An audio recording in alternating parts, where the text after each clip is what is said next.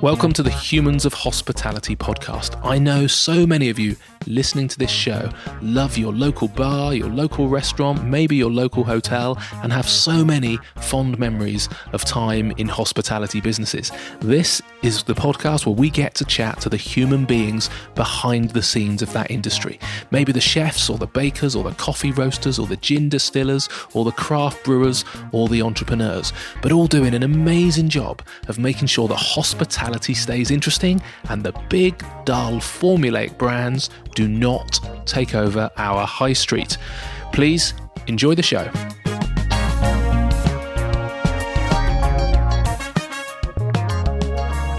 In this week's conversation, we are chatting to Giles Henschel from Olives et al. Now, when Giles and his wife Annie took a gap year many years ago and went on a 38,000-mile motorbike trip around the Mediterranean basin, they had literally no idea it would be the start of a successful business. 26 years later, Olives et al. Has created over 400 products, starting with marinated olives, soaking in buckets literally in their bedsit, and then over the years moving on to hand-stuffed olives and pestos and dressings and sauces and more. They are still using recipes given to them by the families they met on their original trip. Generations of history that span over 6,000 years, and harvesting olives from trees that are 2,500 years old. Yes, that's right, trees that are 2,500 years old. As we chat, you'll discover why it's a good idea not to tick off a customer when they dip their fingers into your olive taster bowl. You never know who they are. And we'll chat about why our attitudes towards food quality would do very well to mirror our attitudes towards luxury cars. And if you're listening to this podcast in your car, trust me, you will never leave your vehicle in the same way again. Certainly not when you arrive at the office. I very much hope you enjoy this week's conversation.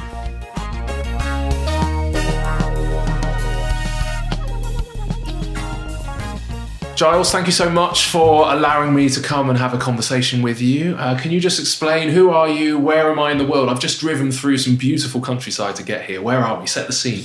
Oh, you are in Sturminster Newton, which is kind of the old capital of Dorset. It's not actually the capital of Dorset. It should be.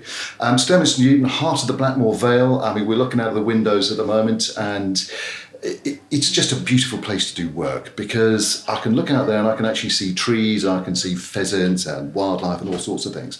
And this is where Olives et al. Is based. And my name's Giles Henschel. You kindly introduced me. Thanks ever so much for coming to see me. Thank you. I'm the founder director of Olives et al. We've been going for 26 years. We've been in Sturminster since 2002, or Sturminster Newton since 2002. It's a great place to do business. It is. I came over. Is it Oakhampton Hill? I came over the way. So the view that you get from the top of that, because the whole of Dorset, the Blackmore Vale, kind of opens up in front of you. I had to pull over. There's a little lay-by on the top on the right-hand side, even though I was running about a minute late, and I thought, no, sod it. I'm at the top of this hill. Literally, the view opened up before me, and I stopped. It's not the best day to see the view, but I mean, on any day, it's absolutely stunning. It is a stunning part of the world. So, we're going to come to what you do at the moment, and olives and much more. But I just want you. Can you take me back to how it all began? I think 1993. Can you just explain the story? How did this start? Yeah, of course. For my sins, I was in the army for 10 years, and I was a very bad lad at school and expelled by my headmaster, who happened to be my father. And then took myself off to college and got expelled again, and ended up going into the army, at which point my father was delighted, because he said, "Brilliant, you're going to be an officer." I said, "No, I'm not." And he insisted that I went to go and be an officer, so I did officer selection and failed dismally. You get 3 letters when you do officer selection. You get the A letter, which is wonderful. We think you're brilliant. Come and be a leader of men and have your chin removed and get a Volvo and a tank and a Labrador. Or you get that's the immediate letter, come immediately. Or you get the B letter, which is, we don't think you're quite right just yet, but maybe go away and grow up a bit, then come back. Or you get the C letter, and the C letter is just never ever darken our doors ever again. It'll be, I don't know, just be a refuse collector, do something else. And I got the C letter, at which point my father said, "You've been expelled twice, once by me. What are you going to do?" And I said, "Well, I'm going to do what I said. I'm going to join the army." He said, "Well, you can't. Have you any idea what your name is?" I said, "Yeah, my name's Giles." He said, "Giles what? It was Giles Henschel. He said, yeah, but Giles what? I said, well, Giles Hilary Henschel. He said, exactly. Have you any idea what happens to people called Giles Hilary Henschel who join the army as a soldier? I said, no. He said, you're going to have the crap kicked out of you. And I joined the army and did exactly what I said I was going to do, and he was absolutely right, I did. And I spent 4 years as a soldier in the Royal Engineers, and then transferred from there, and they discovered I was a failed officer. And I actually wanted to change my trade, and I wanted to become a plant operator mechanic, which is a digger driver. And at the time I was a sheet metal worker. And I said, please may I change my trade? They said, I'm awfully sorry, Corporal Henschel. We don't think you really have the sufficient intelligence to be a plant operator mechanic, but would you like to go to Sandhurst and be an officer? So hang on, wait a minute. So I can't drive a digger, but you want me to go to Sandhurst and be a leader of men? And they said, yes, yes, because actually we just think you should bugger off. Anyway, get out of our hair, and get away from us, which is what I did. So I disappeared off to Sandhurst, got a commission into the Royal Signals, which is what brought me to Blandford. And when you get your posting from Sandhurst, you get a letter, and you open up the letter and think, where am I going to go? Where in the world have they posted me? Have they posted me to, maybe to Germany or to Hong Kong or Australia or maybe somewhere really nice like sort of Northern Ireland or where? And I got Dorset, and I looked at this envelope and said, Dorset? What's in Dorset? And I discovered that 30 Signal Regiment, which is where it was then, was just about the best possible place you could be posted. I had an absolute ball. Ended up leaving the army, and as you do, having done sort of 10 years, you kind of have an idea that I'm a captain and I'm an officer, and therefore I'm going to be able to walk into another career really easily. And it just wasn't the case. It was 1990. And the height of the last recession was absolutely at its peak. And I started to apply for jobs at sort of 150 grand a year, and 150, 40, 30, 20, 80, 70, 60, 50, 40, 30, 20. And the last job I got rejected for was a second-hand car salesman in Clapham. Wow. And I'm living in London at the time, and I ended up as a charitable fundraiser. Not one of the charity sort of chuggers in the street, but I ended up working for a charity. And I fell in love with a girl from Dorset. And there's something about Dorset, and there's something about this particular place that when you first come here, there's a little piece of elastic that ties itself around you. You don't know it's done it, but it has. And you move away, and sooner or later that elastic snaps you back. And it snapped me back. And I think it was Annie, my business partner and wife, who she was the sort of the root, and she was the thing that pulled me back. And she at the time had been working as a dancer and also on the airlines, and I had been in the army, as I said, and I've been doing something else. I'm sorry, this is a very long-winded story. No, it's fascinating. It's all part and parcel of the background, because I guess all of this sort of led towards the decision that we made, which was, I don't want to do what I'm doing anymore. Annie doesn't want to do what she's doing anymore. We both love motorcycling, and that was sort of a passion of ours. And we said, well, what should we do? Because we want to get married, but before we settle down and have kids, you've never been to university, I've never been to university, we've never had a gap year. We've gone straight from school, straight into work, and just worked relentlessly. We're both around about 30 years old. Shall we take a gap year? We said, yeah, okay. So how are we going to fund it? So we sold everything. We sold a houseboat and a car and furniture and a flat up in Harrogate and everything we possibly could to raise enough money to go travelling. Bought the 2 motorbikes and went down to Gibraltar and kind of turned left. And the whole idea was to circumnavigate the whole of the Mediterranean basin. So we went up through Spain and then through France, down Italy, round Sicily, over into Greece, Greece into Turkey, Turkey into Syria, Syria down into Jordan, Jordan into the West Bank, West Bank into Israel. And just an amazing trip. And then finally down into Egypt and the Sinai Peninsula, then all the way down to Sudan and back out and up through into Libya. Got arrested and deported twice from Libya. And then bumped our way back to the UK, flat broke, living in a bedsit in Southampton. And I was trying to start a business with an army colleague of mine, and it wasn't really working. And we realised that one of the things that we'd done on the trip was you can't walk into a bar and just say to someone, hello, my name's Giles, this is Annie, can we sit and have a meal with you? Because they look at you like you're a nutter. But when food's brought to the table, you can ask questions about the food. And it's that common thing. It's like a social lubricant.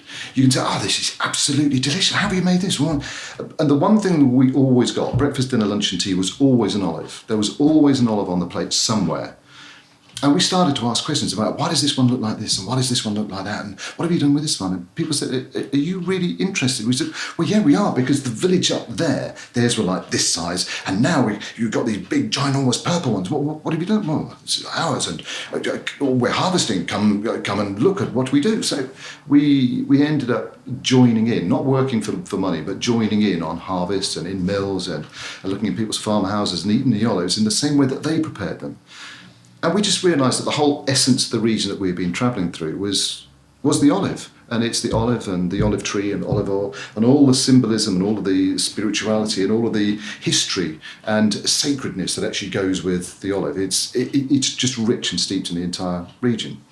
So when we arrived back and we're living in this bedsit in Southampton, utterly depressed because we're now travelling, we've finished travelling, still got the 2 motorbikes, we haven't got any money, can't afford to go out. So we said, I know what we'll do. We'll put the tent up in the garden and we'll go into town, we'll go and buy some nice wine and some nice bread and some nice olives, and we'll come back and sit in a tent and just imagine, just for one night, that we're travelling again. So we did that. We went into town and we found the bread, found the wine, bought some olives, came back, put up the tent, sat in the tent, drank the wine, ate the bread and spat the olives out because it's absolutely vile. And they were incredibly salty, incredibly briny, incredibly vinegary, bitter. And we realised that this is the olive in its raw state. And this is the olive once it's actually been cured, once it's been taken from the tree, and that is effectively now the raw ingredient. You can eat it like that, but it doesn't taste very good. And that's one of the reasons why so many people sort of said, I really don't like olives. Because when people would come round to our bedsit, we'd invite them in, sort of say, do you want an olive? No, I can't stand olives, actually, thanks. I really don't like them at all. I said, well, okay. Do you want a glass of wine? Yeah, I'll have a glass of wine. So 3 or 4 glasses of wine in. I said, you've been eating olives all evening, and I've always wanted to like olives. Can I try one? Yeah, of course you can. And they'd eat it. And it was an olive that we'd actually used some of the recipes on, and we'd had these buckets fermenting away in our bedsit, and they'd eat the olive and they'd say, that's incredible. I never knew an olive could taste like this. This is fantastic. You should sell them. I said, dummies are stupid. Nobody in England likes olives. No, but they don't like the olives they can buy, but we can't buy these. These are completely different. And because of, I guess, we'd taken all that time, care and attention, we've been using those recipes that date back around about 6,000 odd years, they did taste completely different, and it was completely new on the market. So eventually we plucked up enough courage, and we put our last sort of money into enough jars and enough olives, and we bumped our way to the Rural Living Show in Bath on the 28th of October 1993. And 3 days later we came back with £1,875.60. Wow. I thought, this is brilliant. And we didn't realise it was unusual because it was our first show. We were kind of 6 deep on the trade stand, on the stand. We thought this was perfectly normal. And everybody else said, you guys are doing really well, are we? I have no idea, it's great. And I have to say that we really didn't know what we were doing, because the jars that we used were these old recycled glass jars with really big wide necks with a cork in the top. And the cork was ill-fitting, and the oil used to leak out. We'd pass it over to these lovely ladies and sort of say, please, whatever you do, don't tip the jar. And they say, okay, love, yeah, that's fine. Put it into the bag. You can see this trail of oil across the floor. I think the show organisers hated us, but we had a great time. And we came back in the van and said, well, that was great fun. Should we do that again? I said, well, yeah, why not? And that's kind of 26 years ago, and here we are. Amazing. Still doing it. Good. Well, we'll find out what happened next. So how long were you away for? We were away for just under 12 months. Okay. So yeah, nearly Nice. a year. So it was our marital home. It was a tent. Yeah, lovely. And you've still got the bikes? I Still got the understand. bikes, yeah. Still use them? Absolutely. We did. Funny enough, last year, we had our 25th wedding anniversary, and we decided we were going to do 25 extraordinary things or remarkable things, I mean, personal things to us. One of those was, because we still had the bikes, we wanted to go and do our Institute of Advanced Motorists. So we wanted to do our IAM advanced motorcycle test. And when you sign up to go and do that, it can take you quite a while, because you have to go and do a number of observed rides. So you have an observer, and we said to our observer, we want to do it as a married couple. So what do you mean? Well, we've got 2 bikes and we want to do every ride together. So for the first time we had 2 vintage, effectively veteran bikes. One's 28 years old now, the other one's about 27 years old. What are they? I've got to ask. They're BMW R100 GSs. There will be people out there that know what those are. They are quite key, because they're the original forerunners of the old Paris-Dakar rally bikes. That's what they're actually designed for. And we chose those bikes specifically because they're incredibly reliable, And we just knew they'd be bomb-proof. And we did 38,000 miles on the trip, one puncture, no other issues, none at all. Amazing. So yeah, we still got them. Yeah. And as part of our 25th wedding anniversary, we signed up to do the Institute of Advanced Motorcycling, and then 10 rides later, which took us about 10 months to do, we rocked up and both did our test on the same day and both passed. Oh, congratulations. Yeah. Good. Well, thank you. Yeah, absolutely. First time I think the IM had ever had that. Really? It was nice thing. Excellent. Yeah. That's good. And then, so back then, this is a really, like, I agree with you 100%. I think the only olives I probably had as a kid was that one that used to come in the middle of a pizza, and you'd kind of like take it off straight away, certainly as a child, and throw it away, and it was a horrible, rancid kind of thing. But what other Mediterranean-style food around then? You were presumably trailblazing that kind of food. Well, was there much competition in the market when you came into it? Almost none. To be perfectly honest, the Fresh Olive Company were the only other company out there. They're now called Belazoo, and they were the only other people out there. But they were based in London, and we were based in Southampton, and then we were based in Mere, and then we were based in Wilton, then in Mere, and then in Sturminster. So we're out in the provinces. And our route to market was doing consumer shows, but they were craft shows. So we'd rock up to the Rural Living Show or the Rural Crafts Association shows, and badminton horse trials, birdie horse trials, and we were unique. There was virtually nobody else doing food. And they used to say to us in those days, well, you can't come because you have to make what you sell. Well, what do you think we do? Do you think we're just bringing it in like this? This is an artisan business that we've got here. And we met the guys from Food from Britain, and we tried to join Food from Britain, which is a government initiative. Well, you can't because you're not British. So what do you mean? Well, it's an olive, isn't it? It's not a British food. I said, well, in what way is it not British? We pay our taxes here. It's made with Dorset knowledge, Dorset know-how, Dorset skill. We bring it to Dorset. We find the ingredients all over the world. We bring them here. We add all the value. How come that's not now proudly British?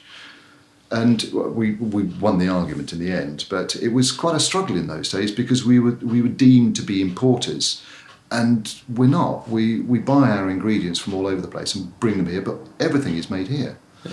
So it's an interesting thing that in those days there was no competition. There were virtually no other people actually on the craft show circuit doing food. And gradually in the first 5 years, I suppose, of our existence, gradually more and more and more people. And we kind of were the forerunners. But I was going to say, presumably if there's no competition, there's also a very limited market, because a lot of people, I guess, didn't know this food and didn't try it. So how have people's tastes evolved? Because hugely so. And why? The interesting thing for us was, and it wasn't until probably we'd been going for around about 10 years, I suddenly realised how influential Olives et al. As a business has been. Because when you're standing behind a show stand and you've got consumers, the members of the public in front of you, you have no idea who they are, none whatsoever. And you suddenly realise there's a guy sort of bouncing a 2-year-old up and down on his shoulders and just looking, and he's just sort of standing there. And he comes over and says, "This is really interesting. Do you mind if I try one?" He tries one, disappears, doesn't buy anything. And then you realise that he's actually a buyer who works in a multiple, like a Sainsbury's or a Waitrose or an Asda or a Tesco's. And he goes back in on Monday morning and says, "Do you know what? It's really interesting, my weekend. I was out with my wife, we went to this craft show. The guy who had all the interest in front of him was the guy selling olives. Can you believe it? Olives in this country. We really need to do something with that. There was nobody on the jam stand, nobody on the fudge stand. Everybody was actually clustered around there. He was 6 deep. He couldn't put them in a bag fast enough. We need to do something." They didn't approach us.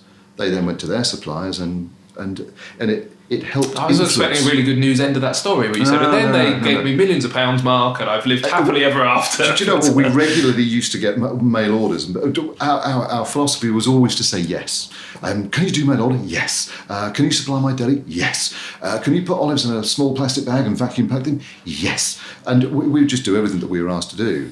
And I realised we had a couple of mail orders arrive, and one was from a nameless company, but they ordered one single one of every single one of our products.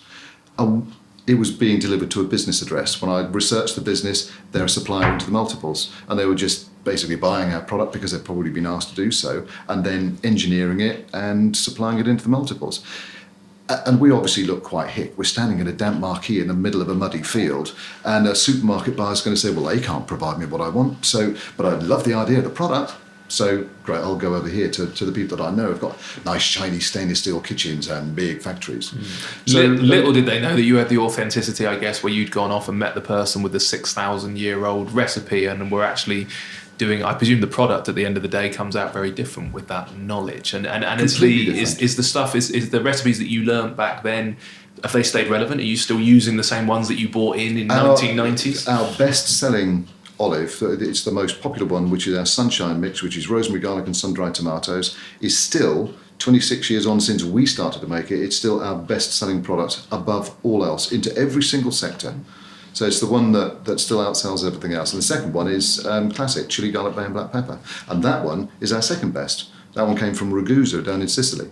And it was a lovely guy called Gaetano Amato who actually gave us his family recipe, which had been passed down through generations. And we're still making exactly the same recipe today. Amazing. And then we do one with cumin, coriander and cardamom. That was given to us by a Syrian Bedouin chief in a little village called Mascana, just outside Aleppo. So these recipes were passed on, and we're still trying to honour exactly that. Yeah, that's brilliant. And how easy is it then? So when they go to the stainless steel kind of guy that's going to mass produce this in its thousands, can they replicate that? And have they learned to, or what's still special about what you do?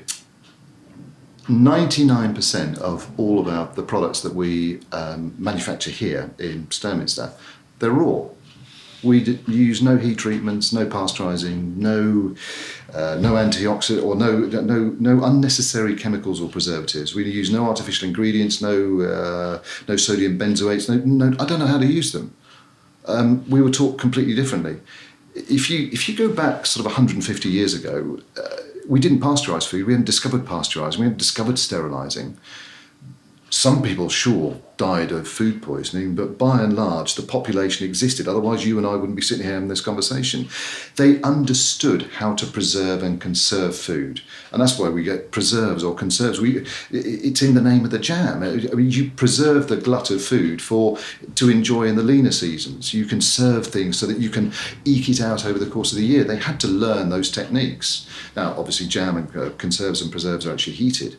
But the Mediterraneans didn't have refrigeration. They didn't have the similar sorts of things that we had now. They had no pasteurising. You only get one olive harvest a year. So how did they then cure it and then keep it until the next harvest came along? How did they learn how to ferment it and cure it? Well, they did, and that's exactly what we're doing. We're using exactly the self-same techniques. The only difference between 6,000 years ago and what you see downstairs is, we've got more stainless steel, more white coats and more lab checks and those sorts of things to guarantee what we do. But we are unique in being able to produce a long life, shelf-stable, unpasteurised raw olive packed into extra virgin olive oil that still is kind of exactly the same as you would have had 3, 4, 5,000 years ago. Amazing. I am a very recent convert to olives, having eaten the rubbish stuff for years. Yeah, despite even being in the trade, I think I just had too many bad memories as a kid. And it was brilliant walking into the shop downstairs and seeing, the variety and Well, we do over 40 different recipes of loose olive. Yeah, really? Wow. And we could easily do 80. We could easily do 200. But it's kind of unnecessary. You can add all sorts of things to them, so it's almost endless. Yeah. But we're still trying to stick with old favourites, and we introduce new ones every now and again. But nice. So to continue that journey, you've come back, you've done a few shows. How does it? What's the next stage? How does it start to actually turn into a business? We started the business in 1993. In 1994, we find ourselves at the Country Living Fair in the Business Design Centre in Islington. So the Country Living magazine, and it's a very glitzy place. It's incredible, and we're rammed. This is an amazing show. It's really, really, really busy. I've got the bowls of olives out. Myself and Annie are there, and we've got this. It's a very hick stand. It's sort of green netting with raffia wrapped around it, and in chilies we've depicted the name Olives Italia. When I think back to it, it was so sort of amateurish, really, but it was lovely, and it was authentic. It was genuine, and we were always very resourceful. So our stand was a couple of wine boxes with an upturned tabletop on it with an old tablecloth. So. But we had our bowls of olives in front, and one of the things I've always hated, even though you would do it when you're in your own home, but when you're actually out, I hate it when people stick their fingers in the bowls of olives. And we have signs that sort of say, please don't use your fingers, please ask us for an olive stabber. And people just used to ignore them. And we'll talk more about why they actually ignored them later on maybe. But there was a very pregnant lady who came past the stand, and she didn't engage with us, she didn't look at us, she just put her fingers into the bowl and just ate an olive and just walked on. And that sort of really does rile me. So the next time she came back, I was just about to say something to her, but she'd eaten one and gone before I could say anything. The third time she came back, I was really just about to be quite forceful. And she just leaned over and said, do you supply the trade? I said, well, yes, of course we do. My demeanour changing instantly, of course. And she pulled the card out of her back pocket and she passed it over. And I looked at it, and her name was Katrina Weston, and she's the Food Development Director of Fortnum & Mason.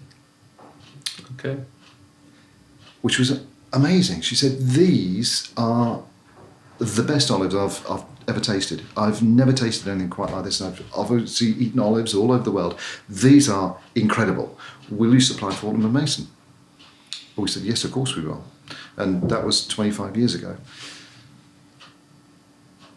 And I guess that was the moment that suddenly we had credibility. Someone who really knew what they were doing. I mean, we kind of didn't. We're still doing what we know how to do.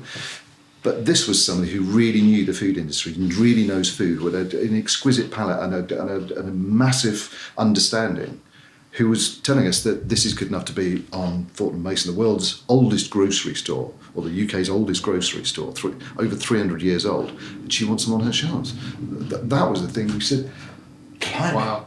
That was the moment, the eureka moment, and we might be onto something here. Yes. And at that point, are you still making them in your garage, or have you, by this point, are you running it commercially? Or?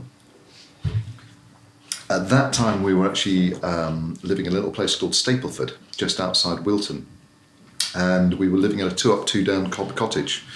And we had bought a catering trailer, which was outside, which the HO had all approved and everything else, but that's where we were making it. So Fortnum & Mason's first orders actually arrived from there. We moved very shortly after that, and we moved into our first unit. And so, yes, we had something a little bit more glitzy then to actually supply them from. Okay. But, sorry, go on. No, I was going to say, and now, so from there, that gave you the leg up and the credibility, because quite often I think selling to these kind of places, that's not actually massively profitable, although maybe it was, but it does give you at least the credibility that opens numerous doors, isn't it? It gave us the confidence to continue, because up until that time, it was we were still doing it for pin money. I was still thinking about going into another career and being a trainer. And this was the moment that suddenly said, do you know what? There really is something in this. I don't want to go and be a trainer. I want to be an Olivier. I want to create something out of this business and really, really take it on. So I came then full-time into the business. And up until that time, I'd been doing probably 3 days a week, 4 days a week selling and training up in London. And Annie would be bottle. And I'd come back and we'd sell.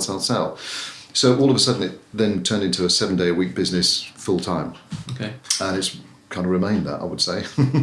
Was your dad impressed by this point? Did he thought finally you're not going to be expelled? He was like, okay, you found something. Yeah, good. So now, are there any particular places that you see your olives sold that kind of have ever surprised you? Where you've gone, oh my goodness, that's mine, or that make you particularly proud? Because they are now, I don't know, where do they go? Are they global, or at least across the country? They certainly do travel across the country. The furthest south that I know that we supply is on the Isle of Tresco. So the Isles of Scilly, and we also go up as far as the Isles of Shetland and all points in between. So yes, it's lovely to see them out there, and it's lovely to think that they actually do travel. I mean, there's a lot more competition now, and it's really interesting because we ring maybe somebody in Yorkshire that we used to supply, and they'll say, no, we're buying olives from a local company because we want local olives. I'm always fascinated when I hear that, because I've been banging on about our olives coming from Dorset. Of course they don't, because the raw ingredient we bring from overseas. But we're kind of still local to Yorkshire in the same way that somebody who's just outside Yorkshire would be still local. I'm probably not making any sense there, but you get the picture. No, I do. It comes down to the quality. So to actually source the ingredients, then, do you still travel a lot? Are you using contacts from when you were travelling, or did you have to go out and find? We are still using the contacts that we had when we were travelling. quite a number of them are retired by now, but they're family companies. So we're still involved in the same companies that we were involved with, right at the very beginning. Not all of them, for sure. Every year we find new and we travel to different places. Funny enough, Ian Martin, one of my colleagues, is going out to Greece next week with another one of my colleagues, Lawrence. And they're actually going out to go and look at new supply and go and meet existing suppliers, have a look at this year's harvest and talk about the contracts that we're into. It's very nice that you let other people do that, but it sounds like the best bit. I've got this sort of romantic vision of you just hopping on your motorbike and going, we're a bit short on olives this week, I'm just going to nip down and find some more quaffing wine, chatting to 2,000-year-old Syrians. I'm flying out to Bahrain next weekend. Are you? Which is why I'm not going to Greece. Okay. I thought you were being very kind and allowing your team to do it. Well, I'm sure you did. I still, every time you go on holiday, it doesn't matter where I go, I always seem to find olives. I went to Namibia on a family holiday about 1.5 years, 2 years ago. Found olives. Yeah. I think it's really permanent busman's holidays. Every time I go into a restaurant, every time I'm away, every time I'm travelling, it is permanent. Hotels, of course it is. But isn't that the way that our industry is? It's great. I was in Italy skiing a few weeks ago, and the conversations that you get to have, I was in awe of the hotel that I was staying in and how they managed to serve all of the customers. It was a sort of half board thing, and I was thinking, God, I would need to stagger. I can't help it. I'm sat there going, I would definitely have staggered the arrival time of all the people who were arriving there. But I was so impressed with the speed that the waiters and waitresses could ramp up service as everybody came in at the same time, and I was in awe. And I'd end up chatting to the waiters and waiters, oh my God, you guys are really good at your job. And they'd be like, who's this odd guy? And I'd go, no, really? And you'd end up chatting about the fact that's what you do for a living, and then the service I got was incredible. And I think that respect that you've got for people who work in the industry, and I'm sure it's the same as you're going around, again, romantically imagining you driving through the streets of the Med or the villages and kind of needing to pop in and meet those suppliers and stuff like that. So because it's all about human beings at the end of the day, isn't it? It's about contacts and people. But the whole business is actually about communications. It has to be. And we could not do what we do without the people that actually exist within the business. You can't. We can't do it without customers, consumers. Can't do it without the people who actually put the olives into the jars downstairs, who actually grade every single olive and inspect every single one. We couldn't do it without any of those. And it's one of the things that I guess that's part of the reason why we're having this conversation. It's one of those hidden things. You just don't really think about it. You pick up a jar of olives on a supermarket shelf and you put it in your basket. You go home and you pour yourself a martini or a gin and tonic. You put an olive in it, and you don't think about where that's actually come from. You don't think about all the hands that have actually had to be involved, all the various steps and various stages. And I think too often then these things become a commodity and we subconsciously eat them. We open the jar or the tin and people don't think about it. Well, I was sat with Claire from Chikoko chatting earlier and very much having that conversation around chocolate. And that, it used to be the case on the continent and still is that you'd go into these shops and you would, they'd all be on display and you'd hand pick them and they'd be boxed, and it was a real kind of feeling and an indulgence. But that is one of the biggest annoyances, is when the product that you put so much love, care, time and attention into becomes a commodity, and you are just driven down on price constantly. And I guess the food industry is a bit like the car industry. You have all sorts of different grades and costs of cars, and no one ever really, and this is where the disparity comes along, no one ever really says, oh gosh, a Rolls Royce, that's very expensive. We all know a Rolls Royce is expensive. And when people sort of say, oh, your olives are very expensive or your chocolate is very expensive, well, compared to what? What are you comparing it to? Are you comparing eggs with eggs? Because if you're comparing our olives to another one that is raw and is hand sorted and double fermented, or so fully matured and fully fermented, and is actually being hand graded and sorted and then placed into a jar and is in extra virgin olive oil, and you're comparing it with a green olive that's been dyed black and then sterilised and then fixed with ferrous gluconate and produced in vast quantities, you're not really comparing apples with apples. So how do you, olives. You're 100% right. How do you get that message out there then? Because continual education and without wanting to preach, because this is one of the worst things you can possibly do. Say, it's so unfair, people don't understand. You've just got to take people, and again, I really hate the phrase, but you've got to kind of take them on the journey of where these things come from and tell stories about the particular products. There's an Ottoman fortress in Ajloun in Jordan. And I was there a year or two ago. And it's this immaculate fortress that was built in 1184 by Saladin's nephew. We've heard of Saladin, and Saladin's nephew built this fortress in 1184. And people go to Ajloun because it is one of the best preserved fortresses, Ottoman fortresses, and they peer around the ramparts and all around it, the slopes leading up to this fortress, there are olive groves. And as is my wont, I was standing on the fortress and I looked down and I saw this farmer and I thought, I'm just going to go and have a chat with him because he looks interesting. And I'm bored of the fortress. I was going to say, sod the fortress. There's some olive trees. Yeah, there's some olive trees. And I went down and I introduced myself, and I speak a little bit of Arabic, but not enough. And I had somebody with me who did, and discovered this guy's name was Rateb Rateh. He was 63 years old. And he'd been working these trees. He'd been looking after these trees since he was 14 years old. His son was about 7. And he said, my son shortly will be taking over because my time will be done. And I said, Rateb, how old are your trees? He said, 2,500, 2,600 years old. Wow. I said, hang on, just to put this into context then, that fortress was built in 1184. That's only 900 or so years ago. Yes. And these trees are 2,500 years old. Yes. So when Saladin's nephew arrived, these trees were already 1,400 years old. Yes. And they're still producing fruit to this day. Yes. He said, so these are your trees? He said, no, not mine. Not mine. He said, I'm just the steward from one generation to the next, to the next, to the next. And it is incredible because we don't think about the longevity. We don't. No, and it's beautiful. And had that been I don't know what the traditions are there, but does that tend to be a family tradition that it's been passed on multi-generation? Absolutely. Yeah.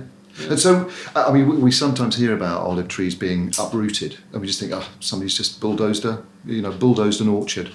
They haven't. You've actually stripped someone's absolute livelihood and heritage that goes back generations. It's deliberately why it's done, because they know just how important the family's olive trees are to them. Amazing. And that sense of responsibility, I've chatted to a few people, and that sense of responsibility that I think you have, where, with kids, you don't necessarily want your kids to do what the family have always done because you want them to get their own personalities and go off and fulfill their dreams. Yeah. But I think how exciting it must be as a parent when your kids do start to show an interest. And chatting to Kerry and the 1910 herd of pedigree cows that had been looked after and milked twice a day, every day, and you think, there's so much love and work and passion that goes into that, and what a shame when we lose it.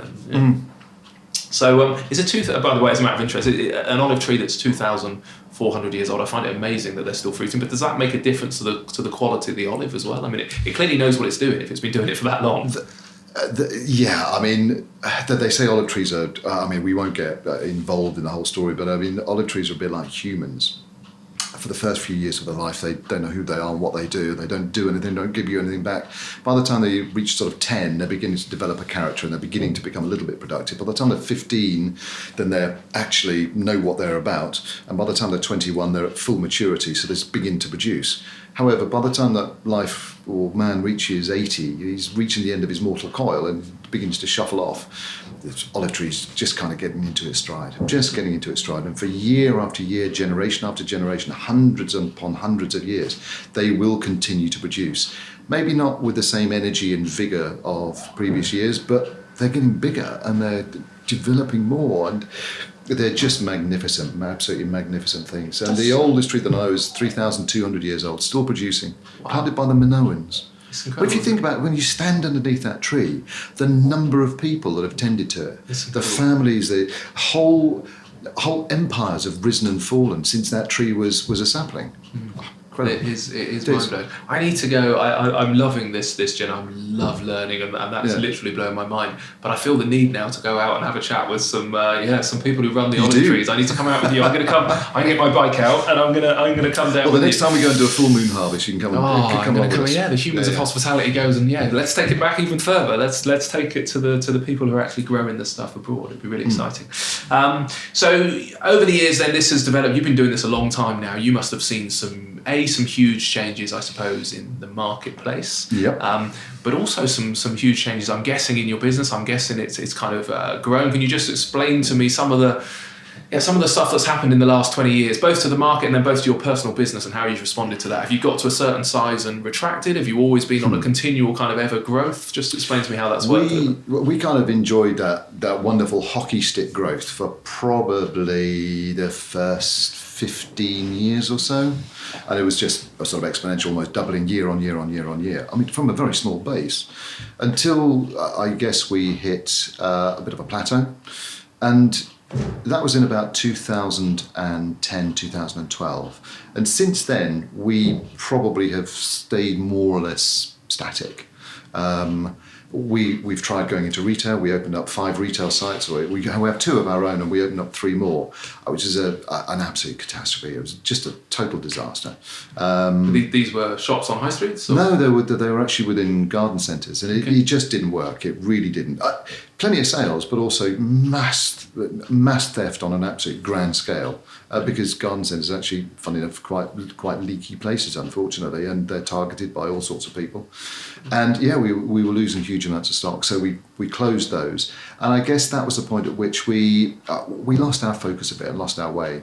And the last few years have been sort of felt like a little bit of a wilderness, I think, if I'm totally honest. And it has been difficult to maintain and to bring fresh blood into the business that gets the ethos, that understands the values that we have and have developed and really hold true to ourselves. And it would be wonderful if you walked straight in through the door and they were immediately imprinted upon you. But it's a constant battle, I suppose. Battle is maybe the wrong word, it's maybe too hard. But it's a constant thing that you have to keep on doing to remind people of the heritage of the business and how important our customers are and how important communication is. We were discussing just now about people. Everything in our business is about people. And the only way in which you can create relationships is how you communicate with them. And it's all too easy to send a curt email. And I think one of the things you said, sort of what's changed, our reliance on different communications methods, whether that be Instagram or Facebook or Twitter or any of those things. But I remember 20 years ago, or 25 years ago, when we first started, computers, there wasn't a computer on every desk. There now is. And as life has actually gone on over the last few years, I'm now noticing that most people within businesses sit static at a desk and communicate through a screen. And that's not communication. I mean, an email is not communication. It's not a valid form. It's a great way of sort of keeping the score, fine. But it's not the same as having a face-to-face dialogue with somebody. And you can't express emotion in an email because you don't know what the emotion is that's being received at the other end. People send an email and sort of say, I sent you an email 10 minutes ago. Why haven't you responded? And how arrogant is it of us as the sender to think that somebody is just sitting there waiting for my email to arrive and busily coming back? It's an immense arrogance. The phone is an interrupting tool. Nobody is sitting there waiting for the phone to ring with you at the other end of it. So when you do, it's only courtesy just to sort of say, I'm really sorry to bother you, but could I just have 2 minutes of your time and maybe not now? Do you mind if I give you a call when's convenient? And I think that a lot of modern communication, a lot of the courtesy has gone. A lot of the good manners, a lot of the fun, wit and humour has gone out of communication. And that's what we're about, what we're trying to bring back. Yeah, so particularly at the front-facing side of the industry. I think at the point that you're with the consumer and the consumer's enjoying your product, and particularly in my trade, with the restaurant trade, it scares me. We're seeing it at the moment that, and you understand why, and we're even having to look at it ourselves because of price and the pressure on price and the price point. But people are now walking into restaurants and ordering their food on their phones and paying on their phones, and the food gets delivered to the table, and there's been no human interaction. And I get it because people are in a hurry and they want stuff fast, but it terrifies me that hospitality, the same, is thousands of years old. We had a responsibility. But in that case, are people then coming into your restaurants just to eat? Just to refuel, because that's effectively what it is, isn't it? It's a refueling stop. Well, it's potentially. Some people are. Some people are coming in to spend time with their family. But then if there's a recognition of that, but surely going to a restaurant is actually about the overall experience, the ambience that the place actually gets, and the buzz that there is, and the happy sound of conversation, and plates clinking and clacking. And I always think that whenever, if you go into a restaurant and the food is the hero, the company must be rubbish, because the food should always be at the level of appropriate expectation in my mind. The food comes, it's great, how's your food? Yes, lovely. But you're having a conversation about stuff and you're having a really good time. Yeah. When it actually becomes the centre of attention, either it is so above expectation that it has to be commented on, or you've got a waiter sort of knocking on your table and saying, the chef would like you to know that this is actually an escalope. It's the art rather than the science of the restaurateur. I think chefs will be obsessed by the food. Of course. I think it's all about the food, and you're absolutely right, it's not. It's about every little touch point, and and everything you can see. Yeah, and the food is just one of those touch points. It's one of those things, and that's the challenge of hospitality in restaurants. Is there's hundreds of these touch points, and it's the ambience of the music, it's how the waiter was talking to you, it's the comfort of the seat. But you're right, it should be about the conversation and who you're with. And whilst, I mean, hopefully the degree of enthusiasm and dedication and devotion I've got to my product comes through. But underlying all of that, it's customer service and customer delight and profit. If we don't deliver the vehicle whereby our customers are going to make a profit by stocking our product, we're not there. We have to keep an eye on that. And as heartless as that sounds, we have got to be able to produce a product at a particular price that people are willing to pay for and willing to sell at another price so that they can then make profit. And in between times, we've got to provide customer delight. Yeah. And every single touch point, as you say, is absolutely critical. Yeah. And profit's a wonderful thing in the fact that it creates all of this. You know, I know that sometimes we feel guilty about profit, but like all of these stories we're talking about, that guy who's been looking after those olives for 2,500 years, you know, there has to be some profit in there for him to pay, to be paid, for him to look after his family, and for all of these great adventures and these stories and everything that's happened. You know, profit is it. And that's part of the problem, because it is getting harder and harder and harder to actually make margin. And to make profit, and I'm sure you will have heard that numerous times doing this. And is it because we don't value our food? Is it because we are nervous about the discounters actually reducing price? I think it's something like 30 or 40 years ago, we spent about 30% of our gross income on feeding ourselves. That's now contracted to less than 10%. 10 to 6 or something like that. Yeah, it's less than 10%. I mean, where does that end?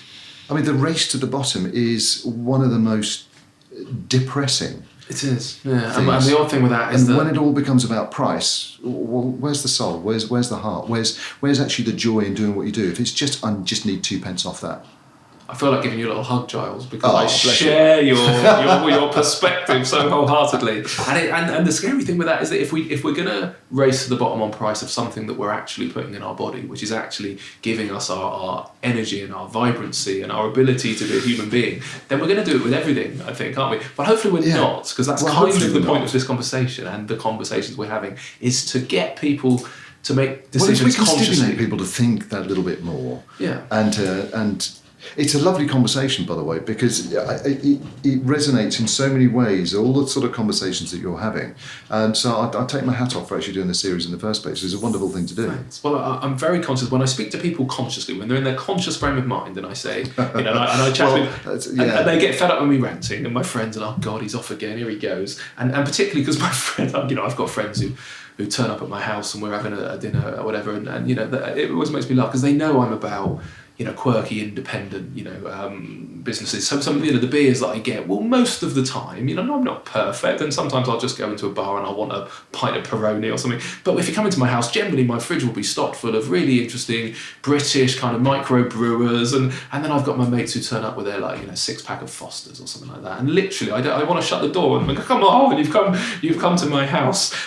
So I get it, but my point is that when I ask them, when I say, look, you know, think about, you know, like, you know, what you do and your kids, and do you want the world to become beige, and do you want to go down a high street? I know when I ask them where they go on holiday, you know, they talk about going abroad, and they love going abroad, and I've probably told this story before, and sorry to any listeners if I've said it on air, but I remember one of the triggers for this podcast is I went over to the Alps on a cycling trip, and I got there really early in the morning, it was about 6:30 in the morning, and I arrived in the Alps. We'd driven all through the night, and we were at the base of Alpe d'Huez, and we were going to cycle that day, and we popped into one of the little coffee shops at the base, and there's 5 or 6 coffee shops in Bourg d'Ossonne, excuse my French, and there was such a vibrancy and energy even at that time of the morning. People were coming in, and the French were buying their espressos and their croissants and their patisserie, and I sat there and I thought, oh my God, I'm in heaven.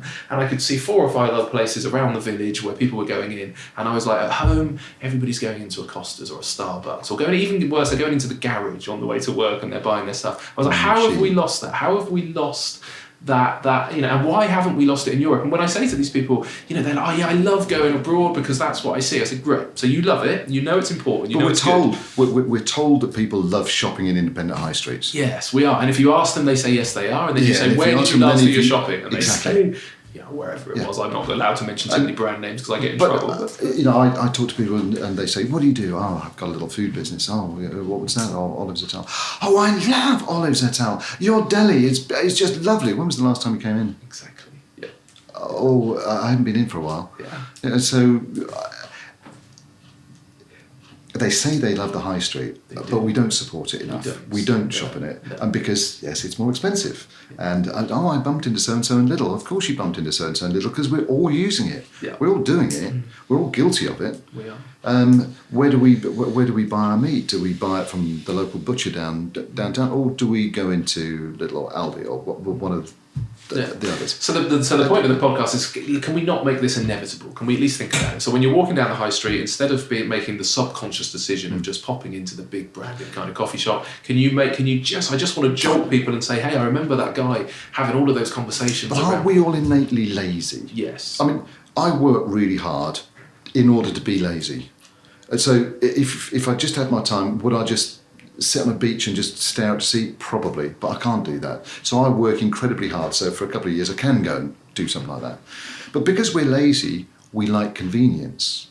And the fact is, the high street is an inconvenient place to shop. It doesn't matter how much we love it. You've got to park, you've got to find somewhere to park, you've got to pay to park, you've got to haul your goods half a mile from the car park and actually go into one shop and pick up a little bit of this and a little bit of that, and it's getting heavier and heavier. Or you can go to one big place with all those big shelves and you can pile it all into a trolley and you can wheel it along flat, nice tarmac surfaces directly to your car and put it in and come home. Yeah, maybe delivery will be there. So how much of your stuff now, you mentioned online, and I know you wholesale, is most of your trade... Food is a really difficult thing. When you've got artisan food, let's not call it artisan food because it's a bad thing. You could, even calling it speciality food is a bad thing, I think. But when you have got food that is not necessarily readily available in a multiple or in a supermarket, it's a really difficult thing to plan ahead. Now, when you want food, you kind of want it instantaneously. So you stop the car and you go into a garage, you buy a Mars bar or you buy something else and you eat it because it's instant gratification. Likewise, when I want a jar of olives, I want a jar of olives. I don't want to wait 24 hours for it and actually have to be in when it's actually going to be delivered. And that's where the supermarket deliveries are really working incredibly well because more and more people are using those. And more and more of it is actually going online, but do you really want to delay that gratification? And I know there are companies out there that are successfully doing it. So your products, where's your primary? Are you predominantly wholesale? Are you going straight to restaurants and bars? Or are you B2C? Or all of the above? All of the above, if we're perfectly honest. I mean, 90% of our business is business to business. And of that 90%, I suppose if you split that, about 50% goes through distributors and about 50% of it is direct. And we've got too many SKUs. We've got 400 odd SKUs. We've got 400 odd products. No wholesaler, no distributor can ever possibly stock all of those. But customers want to buy them. And so the difficulty is that what we're now trying to do is we're actually trying to share with our distributors what the direct customers are buying from us so that you can stock more of the right lines and not be flogging a dead horse, if you like. And but I love this one SKU, but it only sells sort of 1 unit a year. So yeah, we're trying to do all sorts of different things in order to actually reach the right market. Does that how you can, that is a lot of products, as you say. Is that because you're still involved in the design of the product? You get super passionate and excited because you've been doing this. I mean, a quarter of a century of doing it, and I can tell still. I can't help it because what is inspiring? Well. No, because I although we've not met before today, your name regularly comes up, and I think you were talking at an event once, and my marketing manager was there as well, and he said your kind of infectious enthusiasm and love for what you do, and your charisma comes across, and I'm like, I'm 14 years in, I'm pretty knackered, and I still love it, but you're 10 years ahead of me. How do you 12. Maintain that? 12, yeah. So how do you, where does the pleasure come from? Is the pleasure in that product development? How have you managed to stay so still excited, enthusiastic? And when you talk about the olives and the olive trees and you see you kind of light up, how are you doing that? What's the bit that really gets you buzzing? I think it's a combination of the fear of failure and the absolute desire for success. And I really do want the people actually within this business to grow and develop and to have the same love and enthusiasm for what we do that I do, and to actually share in that and to see them. Do you know, sometimes it's interesting because when people walk across the car park, I sometimes just observe them from the top window.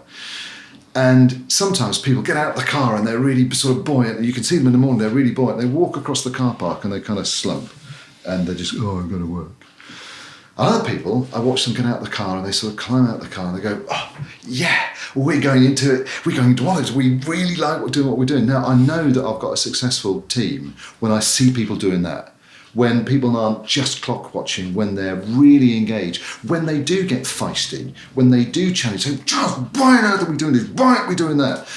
Then I know that there's that you use the word passion, and it's one that I really try and avoid, but I call it real enthusiasm and devotion and dedication.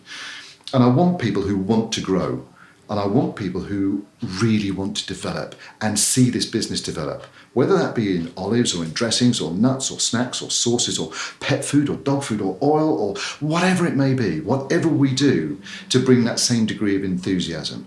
And I guess that's what I try and bring every day. Don't always succeed, good Lord, no. But maybe 9 days out of 10, maybe 9 days out of 10, I actually manage it. I bring that in. But times are challenging. It's a tough time to be in business. There's all the uncertainty that there is out there. And I don't want to get, this podcast hopefully will stand the test of time. But the political situation that we're actually working our way right through, what I don't think that our politicians and our masters realise is just what that is doing to the zeitgeist of how people consider their daily lives, the impact that is having on business, irrespective of, they say, it's all absolutely fine, business is fine. It has an impact. People are spending less. They are nervous about it. Casual dining is suffering. All sorts of industries are suffering. The discretionary end of the market is really, really, really suffering. And we're going to become a self-fulfilling prophecy if we're not careful. So to maintain that enthusiasm is ever more important. Mm-hmm. And if I actually sort of sit and think about the business and say, how am I actually going to make this grow? By being even more enthusiastic today than I was yesterday. Which is hats off to you for doing it. I'm slightly concerned that your team are going to listen to this now and they're going to go, man, I've got to get out of the car park with more enthusiasm. They're going to be putting up in the morning, looking up. He's looking up at the You didn't specify which window it is, so you might get away with it for a while. But once I sit at the big bank of CCTV cameras, stroking a big white cat. At their appraisal, it's like, I did notice that on 3 days this week you didn't get out of your car. No, but it concerns me. It does concern me. It really does concern me if people actually looking glum when they actually come in and sit down at their desk. I'm the same. No, it can't be. Super excited. I mean,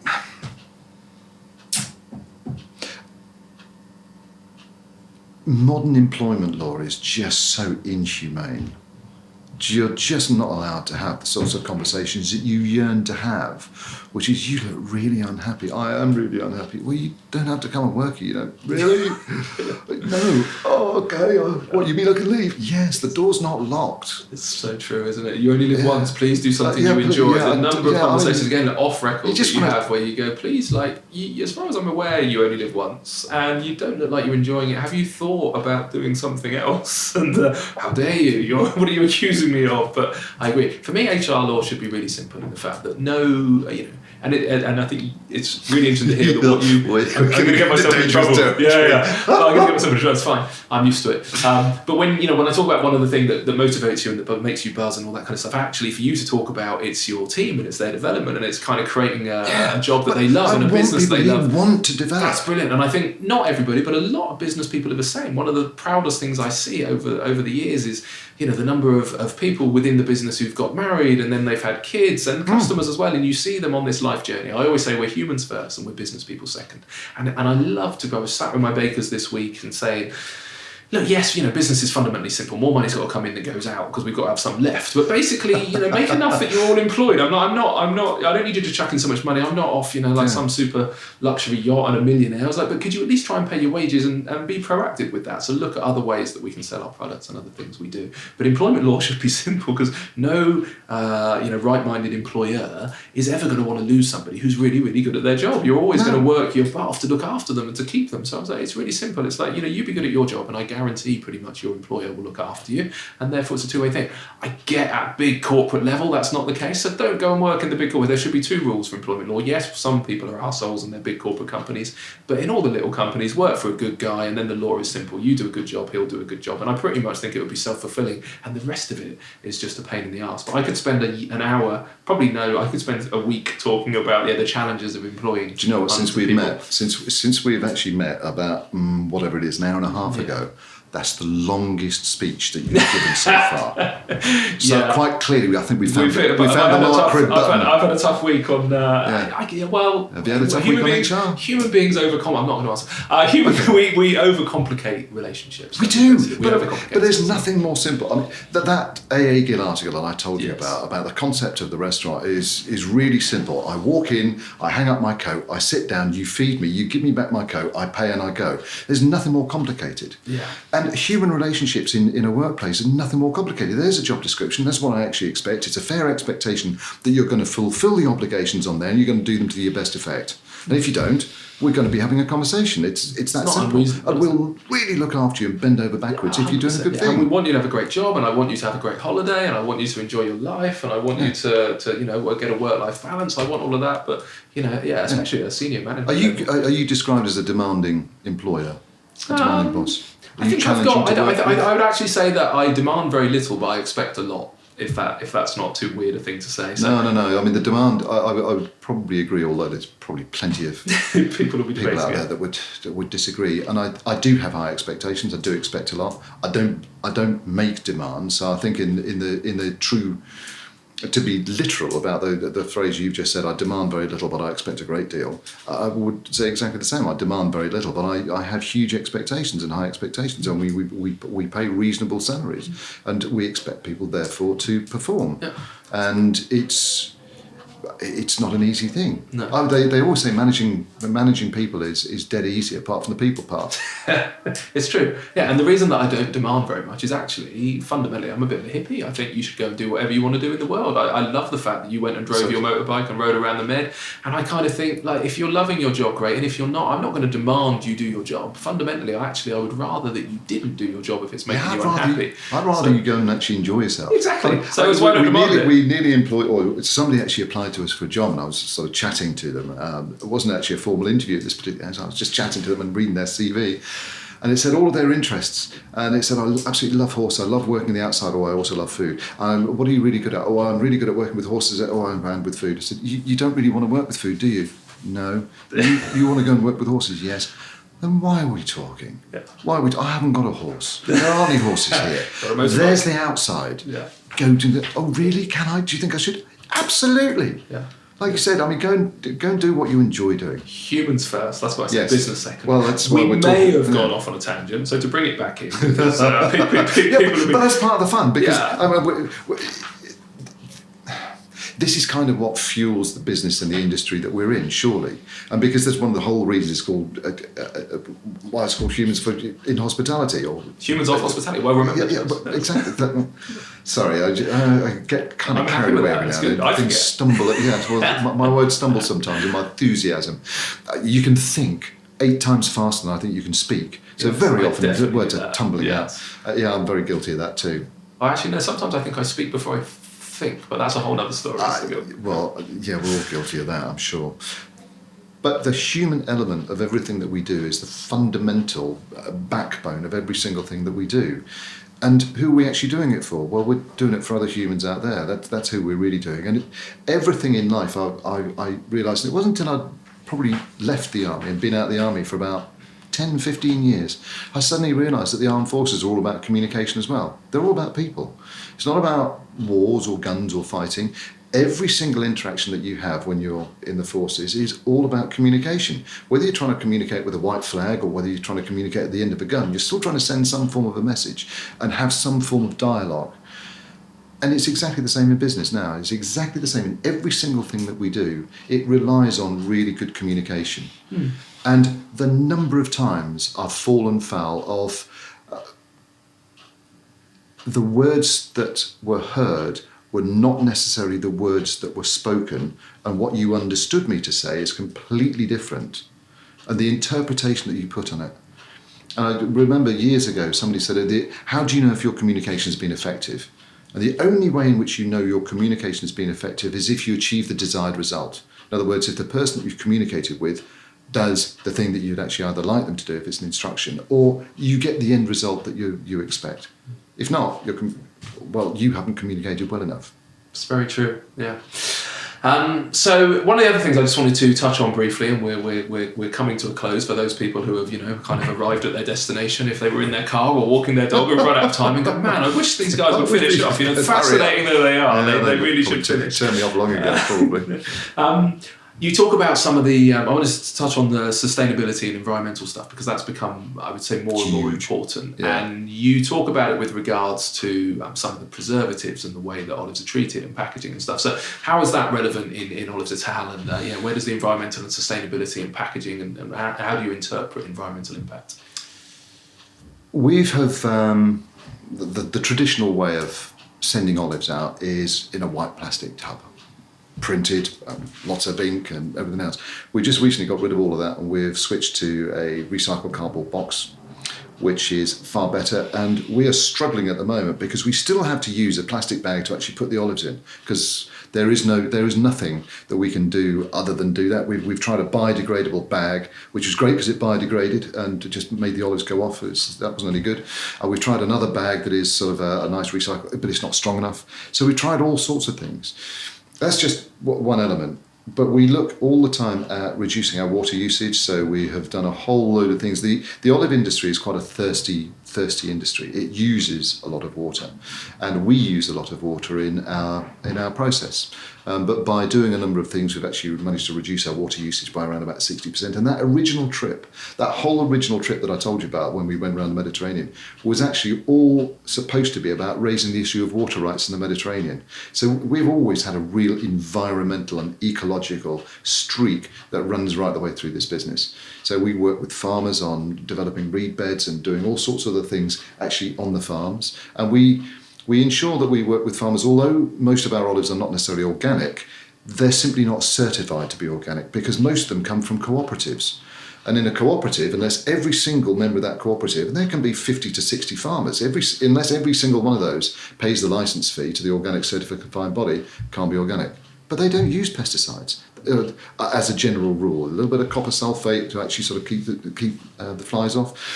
Other than that, there isn't anything that's used, and there aren't any mass fertilisers being used. It's just it's a natural product. Pre-organic accreditation, I think that was just called food, wasn't it? I think we just grew our food that way. We back did in the just day, grow our food, and that's become a necessary thing in Yeah, our culture. I don't know whether people people actually, and people sort of say, oh, well, aren't organic olives better? Well, 90% of our olives are the product of organic farming. They just haven't paid the certification body, so they're there. Mm. This comes up a lot. I was actually with Helen Browning, which podcast has already gone out, which was about the Chief Executive of the Soil Association and around organic, and how are we going to sustain life on planet Earth and feed 10 billion people by 2050, and can we actually do that? And actually she was very optimistic about the fact that it's possible and you can still maintain that yield and farm in an organic way. But she's very aware of the fact the most important thing is actually to do it and not to get the accreditation to do it. One of the other things we do is we are very considered about the ingredients that we use, and we sometimes people raise the issue that, well, you use palm oil in some of your products. Yeah, we do use palm oil, but it kills orangutans. When you actually look at the whole palm oil industry, and you look at the olive oil industry or the rapeseed oil industry or the sunflower oil industry, and you look at how sustainable palm oil production is in certain areas of the world, Malaysia is a really good example. And they actually are able to produce far more oil that is necessary to actually sort of feed the world in the first place from 1 hectare, but with no intervention and no water, or far less use of water. When you actually have, I think it's a hectare of something like rapeseed oil or sunflower oil, you have to put fossil fuels over that 5 or 6 times. First of all, to actually plough the ground, then to sow, then you've actually got to go and maybe cultivate it or fertilise it. Then you've got to go and harvest it, and then you've got to plough again. So you're putting fossil fuels 5 times over that, whereas palm oil production uses none of that. And it's a really interesting thing that you need to be considered, and you need to understand the full picture. Because on the face of it, a brilliant advert that came out at Christmas and everybody hates palm oil. Research it, find out, be considered, be knowledgeable about your subject, as opposed to leaping to conclusions. We try and research as far as possible. We know why we use a particular peanut or a particular olive. We know where they come from. We've done our research. We make sure that there is a real sustainable ethic underneath what we do. We want to be considered and ecological. It's fundamental to our business, always has been. So palm oil's come up a couple of times, and I haven't actually looked into it yet, so I feel slightly ignorant of it. Claire actually mentioned it earlier in the fact she's doing some money raising, I think, with Lush and the Sumatran kind of jungle and the orangutans and stuff. So I'm presuming that there are sources of palm oil which are completely sustainable and there are sources that really aren't. So it's not that there isn't an issue, presumably, but it's... It's not that there isn't an issue, but it's actually to understand the full issue, not just the fact that yes, there have been sort of large areas of rainforest that have actually been deforested and palm oil plantations have been brought in.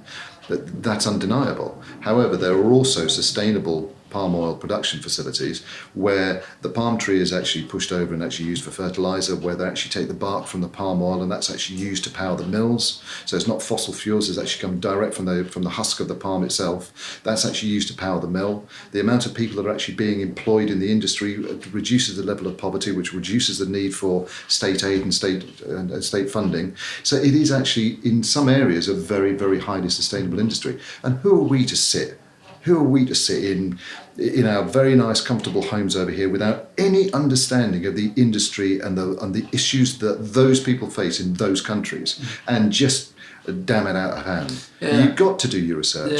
Yeah. I think from a consumer perspective, it's where it makes it complicated, because the consumer hasn't always got the time to go and research every single nuance of what's going on planet Earth. But if you work with brands or companies or people that you trust who have gone and done that, but then there is a danger of brands leaping onto a bandwagon in order to make themselves look better than they possibly are. Yeah, I'm leaping onto this bandwagon because all of a sudden I'm going to shout about my ecological that's the big brand. I think work with a little guy. When people come and eat in my restaurant, we've been doing this for 26 years. Yeah. And we have always taken an environmental and ecological stance. We've always researched into the products that we take and where they come from and the best transport methods and all of those things to try and actually minimise the impact that we have on the planet. Nowadays, that's become a byword for everybody, and everybody's doing it. Of course, because it's becoming ever more present. It was present 27 years ago when we left to go and ride around the Mediterranean to raise the issue of water rights. Because of the issue of water and the quality of water in the Mediterranean. That's what we went to go and do that trip on. What we discovered was olives. So, I'm lucky you did for the rest of us, because they're lovely. But it's always been a really strong strand in the business. Yeah, good. And I mean, the table that we're sitting at is made out of reclaimed Edwardian roof rafters. Excellent. It's a beautiful table. So the wood in this tree was a sapling in about 1700. Incredible, isn't it? Yeah. That's proper recycling, isn't it? Let's use it. Yeah. So I say we are coming to the end. You've created this amazing brand. You've got 400 products. You're well known. You're well respected. But it's relentless, and we were chatting earlier. You're 25 years in, and it's still really hard graft. Although you still love it, do you ever feel kind of overwhelmed by what you've created? And how do you manage that? How do you not just end up kind of following the motions and just doing it because what you've always done? But how do you do you think, God, how do I get out of this? I drink incredibly heavily. Perfect. Yeah, well, it was organic wine. Yeah, absolutely. All the wine in our shop's organic. Is it? Funny enough, ironically, the only wine that we've got in our shop that isn't organic is the English wine. It's the only one. Yeah, the only one. But it's beautiful. It's from Langham's. Do I ever get overwhelmed? Of course you do. And I think anybody would be an absolute liar if they said that they didn't. And then you've just got to take a little bit of distance and a bit of perspective and look at yourself in the mirror and give yourself a slap and sort of say, why are you being so overwhelmed? Everybody's being overwhelmed. Just get on with it. Get back to it and look after the little things, and go and have some good conversations, and go and talk to people and have some more communications, and actually go and talk to your customers and sort of say, what are we doing wrong? What are we doing wrong? Why have you bought from us? Did we piss you off? And how did we piss you off? And how can we actually repair that? And we've done a massive amount of that in the last few years. And I'm quite enjoying the fact that I'm rebuilding relationships and rekindling relationships with people who quite clearly, frankly, poor communications and miscommunication, we've upset and annoyed. And I take great satisfaction over rebuilding some of those relationships. It takes a lot of time, but yeah, I think that humility and humbleness to recognise that you don't become arrogant. You don't take it for granted. I saw this lovely portmanteau word, be flawsome. Admit your flaws, but be awesome about the way in which you do it. Be an awesome company, but do accept the fact you've got flaws. And I fully accept, and I'm the first person to stick my hand up and sort of say, do you know what, we got that absolutely hopelessly wrong. Yeah. And I'm really, really sorry. Yeah. What can we do to make amends? And how can we bend over backwards in order to actually ensure that we give you the service that you need? And I guess in the end, I want to continue to work with the people that we like and like us. I don't want to work with people that don't like us. I don't want the people that don't value what we do and don't attribute any value to it and just assume it's just a commodity. It isn't. And anybody, I think, who treats their suppliers as just a commodity supplier, it's not the right way to do business. No, it's true. So it is about relationship. Some of my best customers are the people that we've let down, and I'm always really open. I'm like, look, we make mistakes. It's like you've got. Yeah, we're human. Yeah, we're human. We're not. We're particularly because we're not one of these formulaic machines. So I was like, but if we've made a mistake, we'll hold our hands up and I'll be apologetic. I can probably explain to you why. It wasn't arrogance. It wasn't nonchalance. I hate those feedback emails that go, license to print money, restaurant on the beach, all that kind of stuff. And you think, my God, you've got no idea. I'm fairly thick-skinned. I've been doing this long enough, but my team who are in there, who have done 15 days straight because the sun came out, and none of them can take a day off because like what happened last summer with the relentless sunshine. And you think, I know that they've not had a day off. They've not seen their partners or their kids. They've not gone off and kind of gone out for a walk or gone for a swim. They've seen everybody else enjoying themselves. And you think it's bad enough that you're saying this to me, but to them, have some respect. Actually look into it. It's knowledge again. Please just ask first. But then I will go and make it up to them, and I'll say, look, this is why. Let me just explain it. But you're absolutely right. We shouldn't have let you down. There are some reasons, but what can we do to make it up to you? And they become your best customer. If you're just honest, they become your best customers. Yeah. I hate like TripAdvisor and all this kind of anonymous review thing where no longer is there a name behind it. And I want to, literally sometimes I used to have notifications switched on my phone and a review would come through and I might have been out with my family. Yeah, but that just really upsets you when you see it. And I literally wanted to go, like, where do you live? Not because I want to come and shout at you, but I just wanted to pull in and go, look, do you have any idea about the number of people and the hundreds of hours that go on and the impact that has? Yeah, you just ping that out with no consideration. And here I am, and now, yes, I may have taken it personally, but part of the thing you said is that I wouldn't and I don't care. And I was like, I dedicated my life to this. My kids. Have you ever seen the film Chef? Yeah. Did I? I did. Yeah, you should go back and watch that again, actually, because that captures so many of the things that you've just mentioned. Yeah, good. Yeah. Right. Last thing, and I have to ask because you are a wise man and you've been doing this a while, so you must get asked a lot for some advice, and you must hear recommendations either in this industry or just in business in general. So, is there any kind of business advice that or kind of misinformation that you regularly hear and you think, ignore that, that's nonsense, that's kind of being pumped at you by people who don't know what they're doing? Or the flip side, is there any really good advice either from you or that you hear where you went, yes, absolutely, that's what you need to know to make your life or your business successful? Learn how to recruit. Learn how to recruit as well as you possibly can, because you cannot run your business without really good people. And if you choose the wrong ones and bring them in, they are toxic.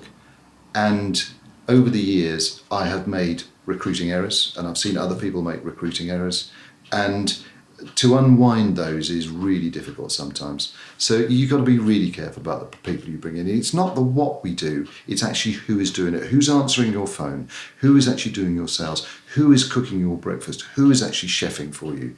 It's the who. And if you actually understand that and really get underneath the who and learn how to recruit well and really well, that's a skill I wish I'd had. Do you have it now? Yes. Any nuggets of how? What do you do differently now that you didn't do? Too long to explain that. Too long to explain that. I'll explain offline, and maybe we do another podcast all about it. Well, maybe we'll do one specifically, a little bonus cast, because you're right, and I've experienced that as well, and I'm still learning, and to get that right would be great. My hit rate is probably about 30%. Right. So I'll probably get 60% still wrong. Yeah, but way better than before. Okay, well, look, thank you for sparing the time. I could Pleasure. talk to you for the rest of the week, but we can't. We'll do it again. But congratulations on what you've done. Well done Bless for you. Thank you maintaining very that much indeed. enthusiasm. I love what you do. I love your brand. It's so good to finally meet you. I definitely will come back and speak to you again. But for now, Giles, where can people find out more about you? Where do they go to buy your products? Oh, you can go all over the place. Walk into a good deli, ask for us by name. Please do ask for us by name. You can buy us online. You can come to us directly. You can work with any manner. Good delis, farm shops. What's your website address? Oh, www.olivesetal.co.uk. We should have chosen an easier name for the business. We really should. Don't worry, I will put the website on the Bless show you. notes as well. humansofhospitality.co.uk. The links will all be on there. But thank you for your time, and I'll speak to you again soon. Pleasure. Thank you.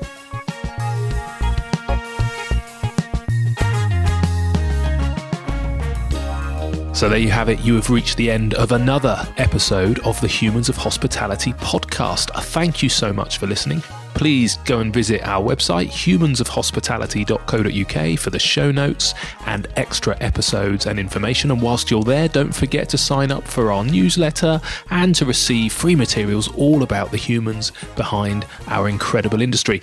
Lastly, if you could subscribe